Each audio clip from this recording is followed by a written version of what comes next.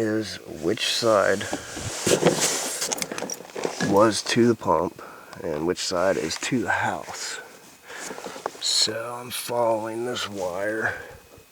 Looks like it goes up over in that direction and then over and out, because it's over there by where the sewer system goes out. So I'm going to assume that that one's to our pump. Again, each one of these wires have 115 on it because our pump is 220. So it don't necessarily matter which way you hook them back up, just as long as you're keeping in mind you're jumping these wires to this wire through the switch. So like if you were going to wire nut them together, it's just about how you would hook them up to the switch.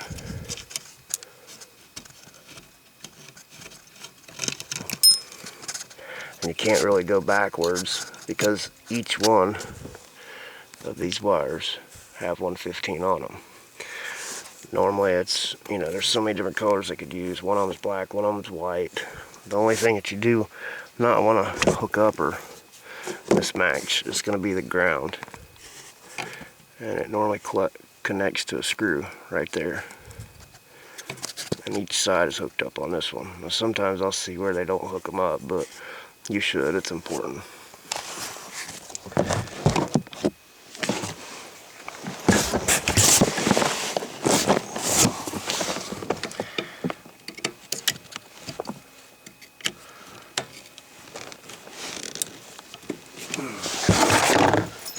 Those are so rusted, they're not gonna come off, so I'm just gonna cut them.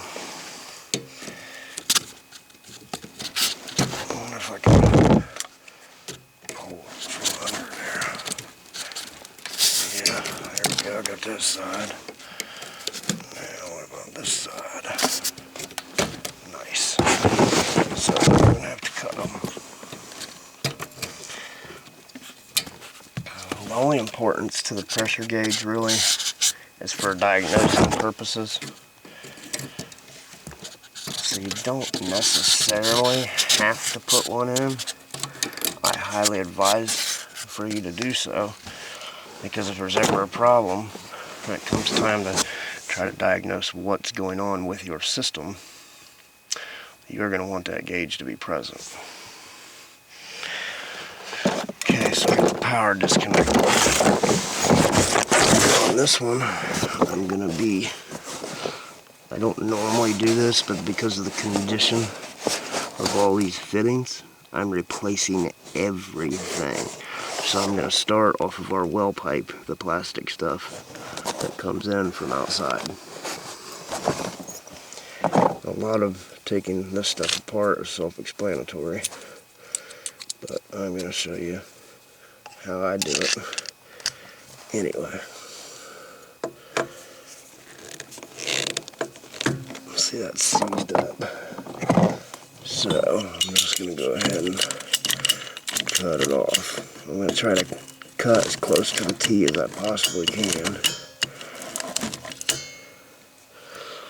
I'm going to move the camera just in case, because I don't want it to get wet.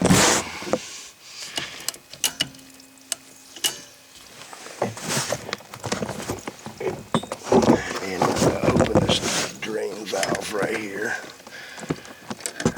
to help some of that water relieve itself. I'm also going to shut the house main so that I don't have to worry about that water bleeding back.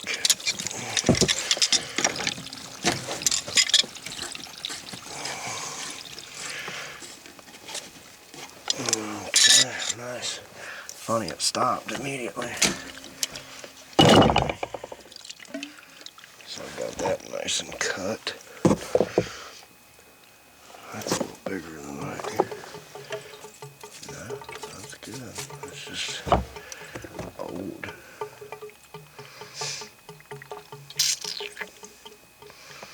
That's alright, no worries. Okay.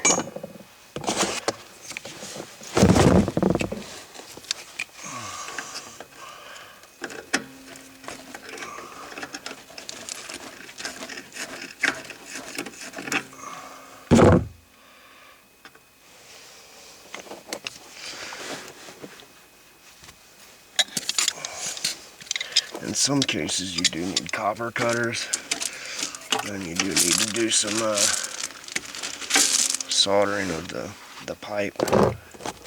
I'm going to try to just screw my well teat onto the existing copper. So in that case, I won't have to do no soldering.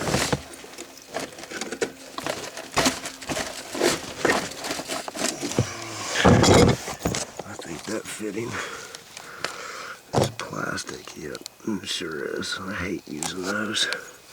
Where it goes from here into here, you normally use a barbed fitting. Like something like that. I don't like using the plastic ones because they always seem to be a problem, especially when it comes time to taking them out.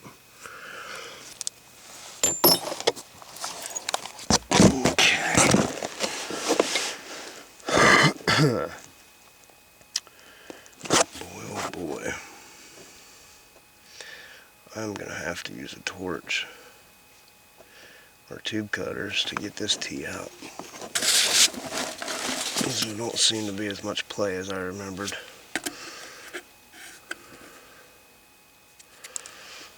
So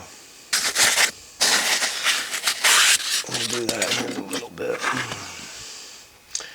I'm gonna go ahead and jump over here and start assembling the bladder.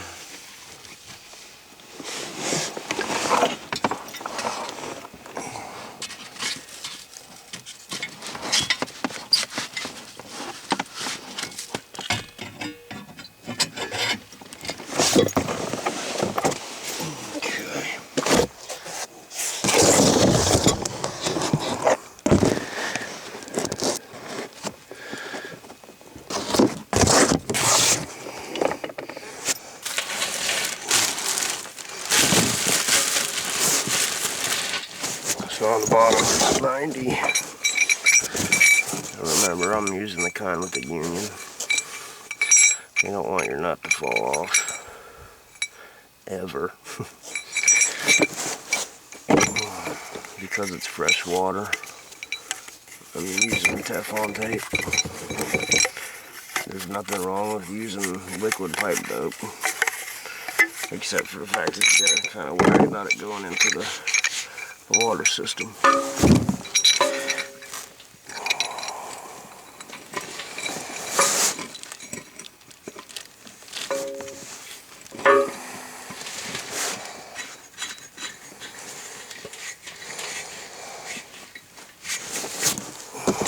I could have done this outside and not in the crawl space. It sure would have been a lot easier.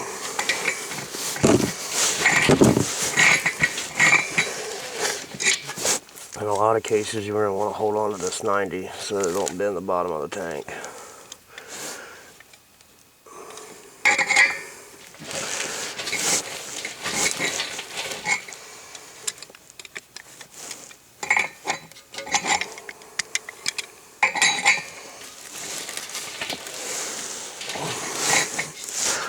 And that's where your pipe wrench, one place your pipe wrench couldn't cover easily.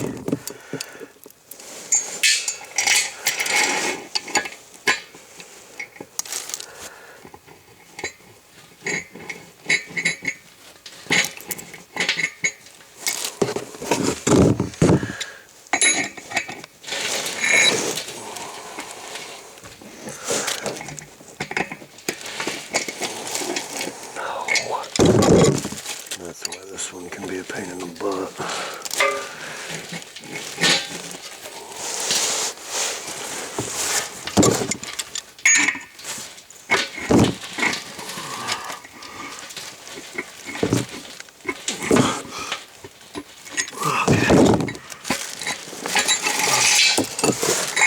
I'm pleased with that.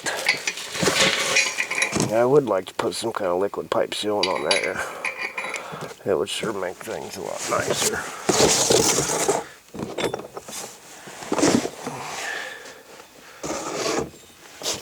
So with this system, we've got our feed from our well pump coming in on the plastic, goes through the well tee and then starts feeding the house. So I'm going to set mine up accordingly. You can put the check valve on that side or that side. I've planned mine to go on this side. It don't matter which side you put your pressure gauge on or your pressure switch. It don't matter, you can flip them. Same thing with on here. It don't matter which side you have the ball valve or the hose bib boiler drain valve on.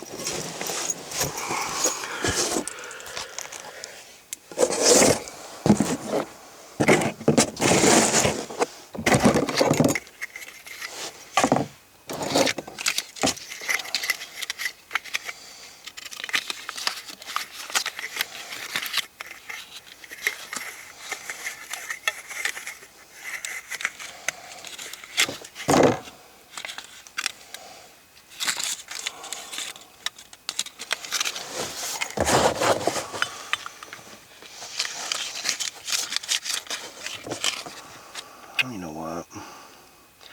If I plan on screwing this into the copper pipe, I'm not going to want all my fittings on there. However, I can't get the other tee off without cutting the copper pipe, so it ain't going to matter in this situation.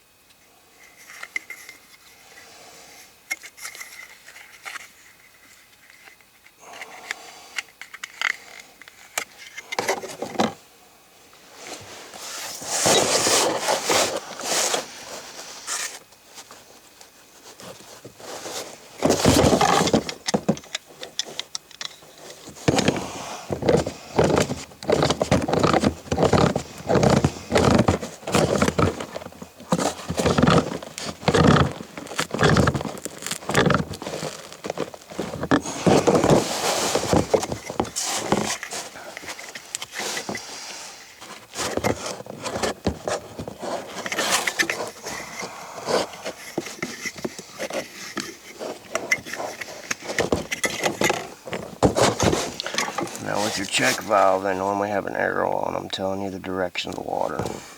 You can more or less look inside. On this one, this is where the water goes in. You see the arrow there. So you're going to want to put it in direction as it should be.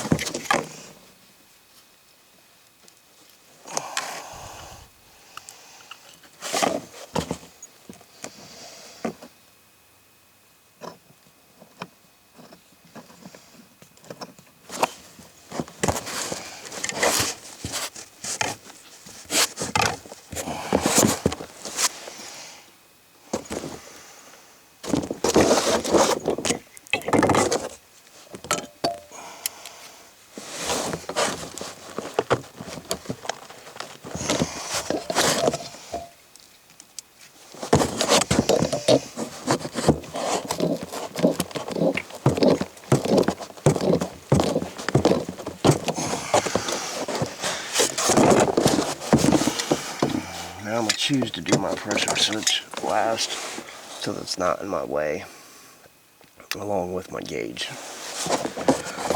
because I've got a union on this welty.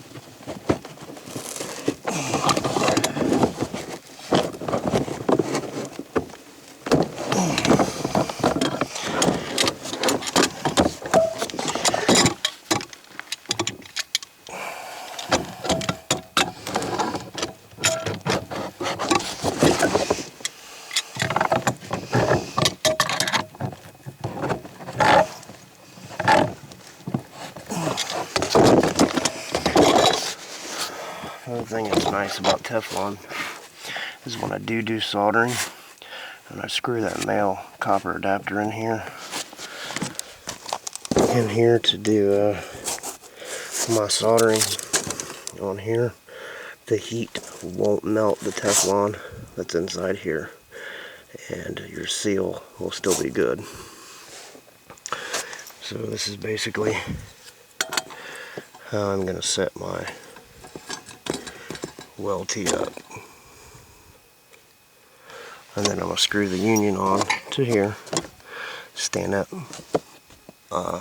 bladder upright, and then put it in place of there. Now I'm going to stop recording for a moment, and then I'll start back up when I start putting everything in place.